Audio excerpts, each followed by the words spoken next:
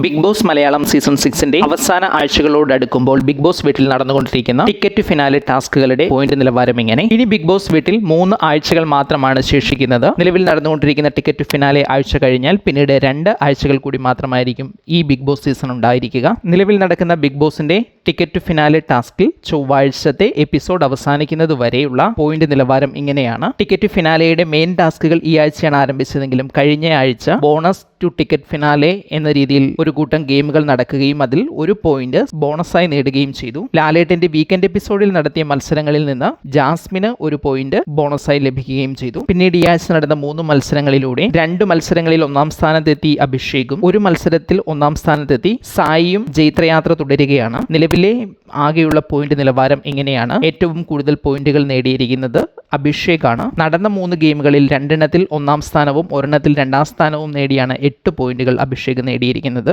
2-ാം സ്ഥാനത്തെത്തുക സായിയാണ്. 3 ഗെയിമുകളിൽ 1-ൽ 1-ാം സ്ഥാനവും 1-ൽ 2-ാം സ്ഥാനവും നേടി 5 പോയിന്റുകളാണ് സായി നേടിയിരിക്കുന്നത്. പിന്നീട് 2 പോയിന്റുകൾ വീതം അർജുനും ഋഷിയും നേടിയിട്ടുണ്ട്. ജാസ്മിനും സിജോയും ഓരോ പോയിന്റുകൾ നേടിയിട്ടുണ്ട്.